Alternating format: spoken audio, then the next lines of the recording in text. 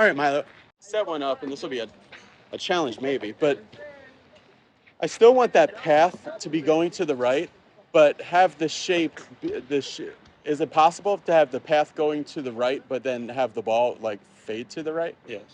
How would that, like? But the face is going to have to be open. Okay, so So ball flight laws or whatever, cut. How would it be like a Lee Trevino? Yeah, how would that work? How would you even do that? Well, let's just use some numbers. So let's say the path is 2 degrees right.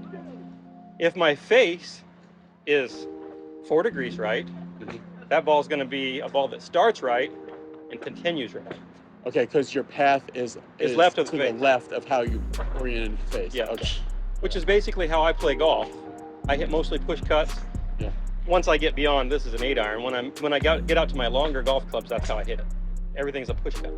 Now, what's the difference between how maybe like you hit your cut and then like how a 20 handicap hits a cut and thinks like, okay, I'm playing a cut too, but they're totally different, right? Because I hit the they're inside. hitting a cut going that way and you're hitting a cut going that way. My cut is hit with my path is generally like right at 0. Okay. Almost every swing is 0, within 1 or 2 tenths. Right.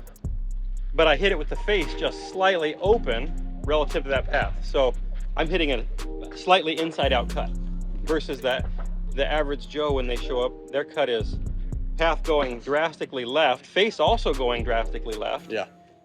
Or if the face is right, then it's just a straight like glancer. They don't hit it hard. Our challenge here, Milo, I want you to hit like a Joe 6-pack cut and then hit your cut. Okay, Joe 6-pack cut. First thing, he aims off to the right, closed. Okay. There we go. Did we get some numbers on that? We did.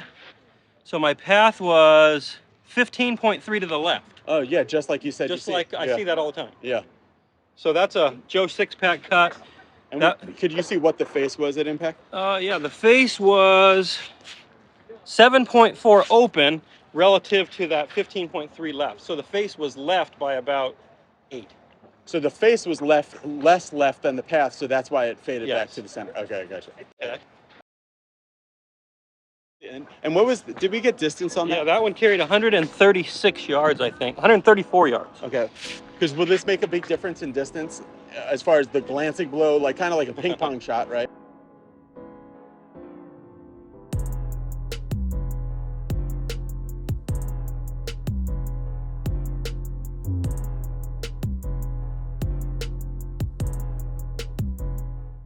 I'll probably hit this one close to 40 to 50 yards farther if I hit it good.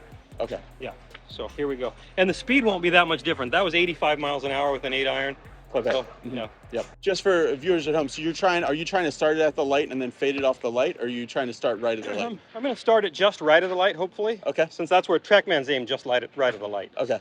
And then fade it near the bush. And then fade it just up there, yeah. Okay. Somewhere in that ballpark. Hopefully.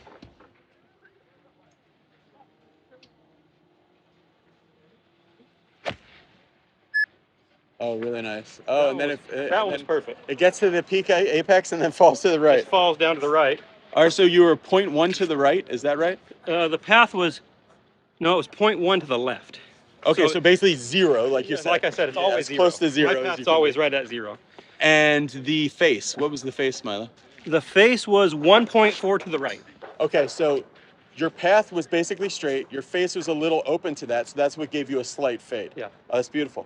And then, okay, so before you hit your Joe 6-pack fade, 135 with 85 miles an hour of club head speed. Yeah. How many miles an hour club head speed was that this one? That one was 94. Okay, so and how far did you hit that 166, 167.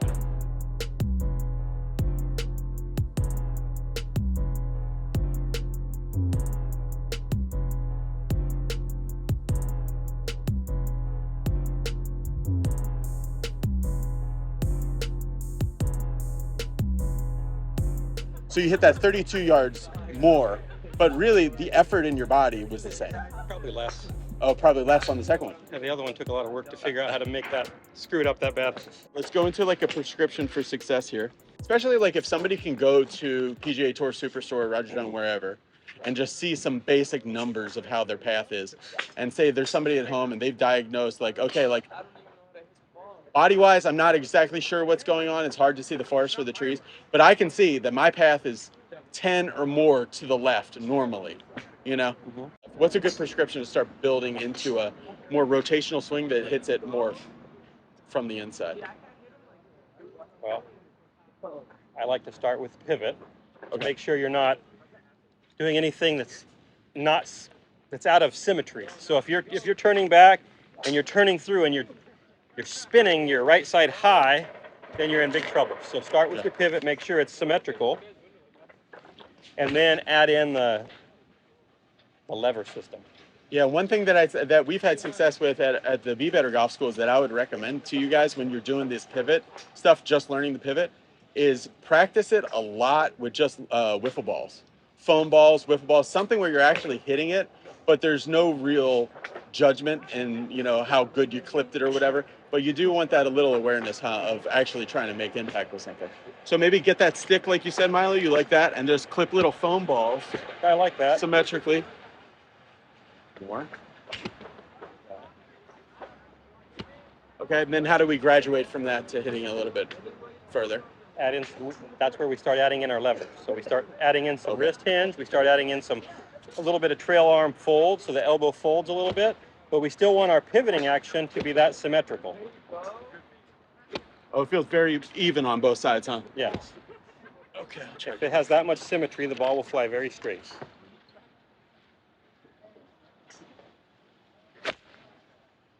Oh, I love it. Just like that. All right, let's see the numbers on this. So that was 158 carry. Club path was exactly what yours was. Yeah, exactly. 0.1 to the left. 1 to the left. That's great. Yep. And your club face was 0.2 closed. Okay, so that's going to be a little draw. Very like half-yard draw. Yeah. Yeah, that's great. That's great. And then so that's the whole point, folks. I think is you want to start developing a swing that hits the ball from the inside or straight, but not really too much, huh, Milo? Letting it get outside the ball, even for a fade. Even for a fade, yeah. Most great faders. Yeah. So most great faders of the ball have very neutral path. So would you say one of the big fallacies in golf is thinking that fades come from hitting the outside of the ball and then kind of like working it back in? Yeah, that's not how good faders fade. So bad faders are going like that, Yep. and good faders are going about like that. Yep. Okay. Generally, players who hit draws hit from the inside anywhere from 2 to 6 degrees, depending on the club they're swinging. Okay. So you know how like a couple years ago when TrackMan was getting really big, everybody was really, really focused on trying to zero out their numbers. But then now more recently now, people are saying like, no, you don't really want to zero it out. You just want to be super consistent with whatever you do within a range. Where do you fall in that? Because you are zero. Yeah, my path is 0. That's why I'm pretty efficient at making speed. Because it's the easiest way to make speed is to have the club going perfectly in a circle around you. So my swing direction is like 0. But you don't want your face and your path matching up perfectly, because a face and path that match up right on the button. Mm-hmm. So if you're fairly consistently 0, you don't know which way your ball is going to curve. Okay. And you can't cut off one side of the course. Yeah, you can't. So then you can't take one side of the course out of play. Little nerves come in. You might draw one on accident. When I don't draw the ball very often, unless I'm hitting like 8-iron, I do hit draws with. But so you like that differential between path and then where your face is lined up to be about how many, like 2 degrees? For me, 2 degrees. Yeah. Because I'm so close to 0, so 2 0 degrees, path, 2 degrees open face. then the ball just starts a little right and fades every time. That's your comfort zone. So then I aim a little left, and my ball starts a little right of where I'm aiming and falls back. I like that. Now, most players, I like to see the face to path ratio. It's basically half. So let's say your path is 4 degrees right, then you want your face 2 degrees to the left of the path, 2 degrees right of the target. So if your path is 4 degrees to the right, okay, so here's our path. Yeah, 4 degrees to the right. Yep. then you want your face to be half of that, 2 degrees to the right. Oh, okay. That way it starts right and then draws back to target. Draws back to your target. Okay. And if you're a fader, then you're going to aim left, so your path is actually left of the in target. Yep. So like I aim left, my path is going to be 4 degrees to the left generally. Yeah.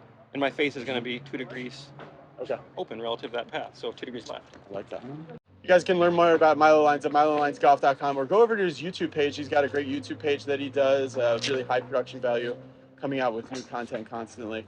And follow us both on Instagram I'm BB_golf show, and Milo Lines is Milo Lines _ golf. Milo Lines _golf. And if you're interested, Milo Lines has a membership where I think Be Better Golf people get a special discount or introductory kind of deal. So there's a promo code for that that's linked in the description to this video. Thanks for watching, everybody. Bye.